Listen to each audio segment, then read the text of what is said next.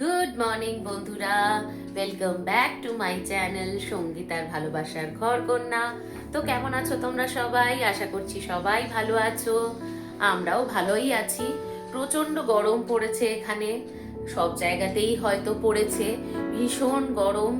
এই দেখো কথা বলতে বলতেই কিরকম গরম লাগছে, ঘেমে যাচ্ছি। তো আমার সকাল সকাল যেটা হয়েছে, আমি কাজকর্ম সেরে নিয়েছি সমস্ত কিছু, তারপরে স্নান সেরে নিয়েছি। স্নান সেরে আমার পুজো টুজোও দেয়া হয়ে গেছে। তো চলো তোমাদেরকে আমার ঠাকুরের জায়গাটা একটু দেখাই। তারপরেই আজকে চলে যাব রান্না করতে। রান্না সেরে নেব আজকে চটপট করে, কারণ বিকেলে মেয়েরও একটু প্রোগ্রাম আছে, আমারও একটু বেরোনো আছে। তো চলো এবারে সব কিছু সারি। তো এই দেখো আমার পুজো কমপ্লিট। এই যে এখানে প্রদীপ জ্বলছে, ধূপ জ্বলছে। আমার পুজো একেবারে কমপ্লিট হয়ে গেছে। তো আজকে এবারে আমি তো এমনিতেই সকাল সকাল সব কিছুই করে নিই, আজকেও সকাল সকাল হয়ে গেছে। দেখো কি সুন্দর এখানে গোলাপগুলো আনা হয়েছে, কি মিষ্টি লাগছে দেখতে, এত সুন্দর ফুটেছে। এই দেখো কি সুন্দর, খুব সুন্দর লাগছে গোলাপগুলো দেখতে। বাড়িতে একটু গোলাপ দিয়ে সাজালে আমার ভীষণ ভালো লাগে। তো চলো এবার আস্তে আস্তে এগোই, রান্নার দিকে যাই। এই পুজোর জায়গাটা জানো তো বন্ধুরা, আমার ভীষণ প্রিয় জায়গা। ঠাকুরকে ফুল দিয়ে সাজাতে, পুজো করতে আমার ভীষণ ভালো লাগে, মনে খুব শান্তি হয়। তোমরা কে কে পুজো করতে ভালোবাসো আমাকে অবশ্যই কমেন্টে জানিও। এবারে রান্নাঘরে যাব। আজকে রান্নাঘরে একটা অন্যরকম জিনিস এনেছে হাজবেন্ড, চলো দেখাই, যেটা সচরাচর আমার রান্নাঘরে আসে না। তো রান্নাঘরে চলে এলাম, এবার রান্নাটা সেরে নেব। আজকে হাজবেন্ড একদম সকাল সকাল বাজার গিয়ে দেখো কি নিয়ে এসছে। আজকে নিয়ে এসছে ইলিশ মাছ। অনেক দিন বাদেই আমাদের বাড়িতে আজকে ইলিশ মাছ এলো, কারণ আমি মেয়ে কেউই খুব একটা ইলিশ মাছ খেতে ভালোবাসি না, কিন্তু হাজবেন্ড তো ভালোবাসে, তাই বললাম ঠিক আছে নিয়ে এসো। তো এদিকে করব আজকে ইলিশ মাছের বেগুন দিয়ে পাতলা ঝোল, আর ইলিশ মাছের যে মাথাটা রয়েছে কলমি শাক দিয়ে ওইটা করব। তো আমি সব জোগাড় তো করে নিয়েছি, যেমন আমি প্রতিদিনই করি। এবার আমি কড়াই গরম করে নিলাম। প্রথমেই আমি ইলিশ মাছের মাথা দিয়ে শাকটা বানিয়ে নেব, তার জন্যে মাথাটা একটু ভেজে নিচ্ছি। মাথাটা এখানে দিয়ে দিলাম তেল গরম হওয়ার পরে। এরপরে তেলের মধ্যে দিলাম শুকনো লঙ্কা, এরপরেই দিয়ে দেবো একটু পেঁয়াজ কুচি। আমি নর্মালি শাকে খুব একটা পেঁয়াজ দিই না, তবে আজকে মনে হলো অল্প একটু পেঁয়াজ কুচি দিয়ে দিই। তো অল্প পেঁয়াজ কুচি দিয়ে এবার একটু নাড়াচাড়া করে নেব। তারপরে নুন হলুদ দেব, আর তো কোনো মশলা সেইভাবে কিছু দিতে লাগে না। কলমি শাকের এমনি নিজস্ব স্বাদই খুব সুন্দর, সেটা দিলেই এমনিই খেতে ভালো হয়। তার মধ্যে তো আবার ইলিশ মাছের মাথা পড়ছে, তাহলে তো খেতে আরোই ভালো হবে। তো দেখো নুন হলুদ দিয়ে আমি পেঁয়াজটা অল্প ভাজা ভাজা করে নিয়ে এবারে আমি শাকটা দিয়ে দেব। কুচিয়ে রেখেছিলাম শাকটা দিয়ে কিছুক্ষণ ভাজাভাজি করব।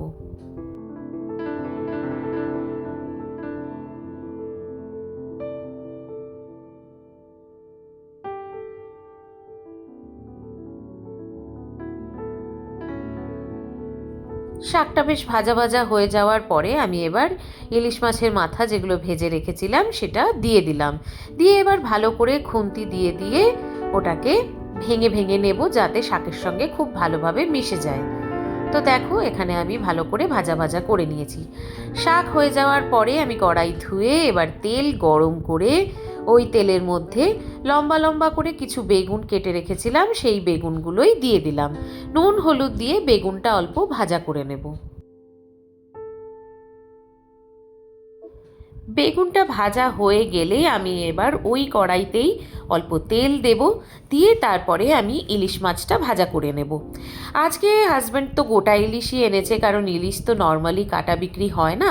তো আমি এখানে আজকে এই পাতলা ঝোলটা করার জন্যে 4 পিস মতো নিয়েছি, যেটা নুন হলুদ মাখানোই রয়েছে। তো ওগুলো এবার ভেজে নেব, ভেজে তুলে নেব। ভাজা হয়ে গেলে এবার আমি ওই তেলের মধ্যেই কালো জিরে ফোড়ন দিলাম। কালো জিরে দেওয়ার পরে আমি একটা টমেটো, একটু মিডিয়াম সাইজের ছিল, টুকরো করে কেটে রাখা সেটা দিয়ে দিলাম। তারপরে নুন আর হলুদ দিয়ে আমি টমেটোটা ভাজা ভাজা করে নিলাম। এবার আমি দুটো কাঁচা লঙ্কা চিড়ে রেখেছিলাম সেটা দিয়ে দিলাম। তারপর আমি এদিকে হলুদ আর অল্প জিরে গুঁড়ো দিয়ে জলে গুলে রেখেছিলাম সেটাকেই তার উপরে দিয়ে দিলাম। একটু নাড়াচাড়া করেই আমি এবার দিয়ে দিচ্ছি বেগুনগুলো। বেগুনগুলো দিয়ে এবার আমি ঢাকা দিয়ে কিছুক্ষণ রেখে তারপরে ঝোলের জন্যে এর মধ্যে জল দিয়ে দেব। জল দেওয়ার পরে জল যখনই একটু ফুটে উঠবে তখন মাছগুলো দিয়ে ঢাকা দিয়ে দেব। বেগুন আর মাছ একটু জলের সঙ্গে ভালোভাবে হয়ে গেলেই নামিয়ে দিতে হবে বেগুনের ইলিশের তেল ঝাল।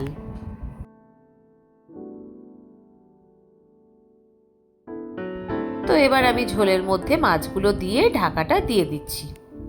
রান্না তো আমার কমপ্লিট। এবার চলো খাওয়া দাওয়াটা সেরে নিই।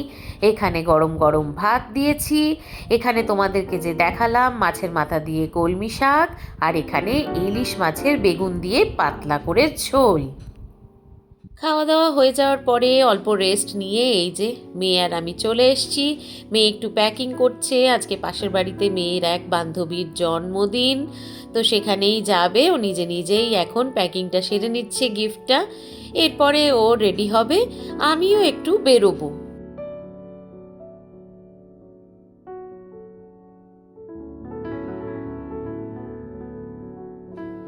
গিফট প্যাকিং করে মেয়েও রেডি হয়ে ও বেরিয়ে পড়লো। আমিও এই দেখো বেরিয়ে চলে এসেছি আমার প্রিয় জায়গায়, গাছের দোকানে।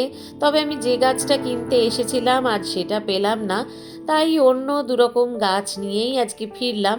বাকিগুলো সব একটুখানি অর্ডার দিয়ে গেলাম, সেই গাছগুলো আবার পরে এসে নিতে হবে। তো বন্ধুরা, তোমরা তো দেখলেই আমি একটু বেরিয়েছিলাম, মেয়েও তার বন্ধুর জন্মদিনে গেছিল। তো এখন মেয়েও চলে এসছে, অনেকটাই রাত হয়ে গেছে, অনেকটাই বাজে এখন। আমিও এসে এত গরম বাইরে, বাবারে পুরো ঘেমে স্নান করে গেছিলাম। তো এসে আবার একদম ভালো করে গা ধুয়ে পরিষ্কার হয়ে আমি ড্রেস ট্রেস চেঞ্জ করে ভাবলাম যে তোমাদের সঙ্গে একটু গল্প করে নিই চট করে, কারণ এরপরে আবার খেতে যাব, তারপরে শোয়া আছে। তো আজকে রাত্রেবেলাতে আমি আলাদা করে আর কিচ্ছু রান্না করিনি। সকালে তো তোমরা দেখলেই যে ইলিশ মাছ করেছিলাম, ইলিশ মাছের মাথা দিয়ে শাক টাক করেছিলাম। তো এই বেলাতে একদম হালকা রান্না, যদিও একদম গরমের উপযুক্ত খাবার এবেলা, সেটা হচ্ছে ভিজে ভাত। ভিজে ভাতের সঙ্গে আমি যেটা করেই গেছিলাম, আলু ভেজে গেছিলাম, আর এখন একটু চট করে ওই মুসুর ডাল ভেজানো ছিল, মুসুর ডালটা আমি বেটে নিয়েছি। তো মুসুরির ডালের বড়া করব এখন। এবার করে তারপরে খাওয়া দাওয়া করব, কারণ মেয়ে তো খেয়েই এসেছে ওখান থেকে। মেয়ে তো ওখান থেকে ডিনার সেরেই ফিরেছে, আমি আর হাজব্যান্ড খাবো। মেয়ে খুব একটা ভিজে ভাত খেতে অতটা পছন্দ করে না, তো সেই কারণেই ও যেহেতু আজকে খাচ্ছে না, আমরা দুজন মিলে একটু ভিজে ভাত খেয়ে নেবো।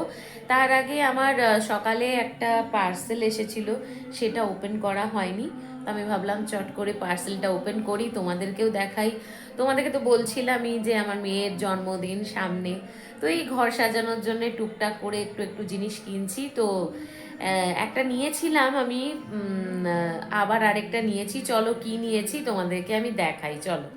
তো এই যে পার্সেলটা নিয়ে বসে পড়েছি, তোমাদের সামনেই ওপেন করি, দেখো কি এসেছে।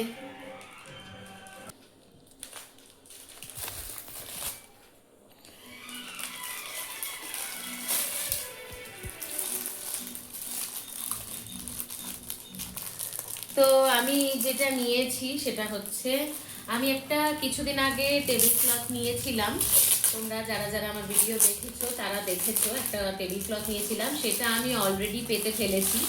তো মেয়ের জন্মদিনে ভাবছি একটা নতুন টেবিল ক্লথ পাতবো।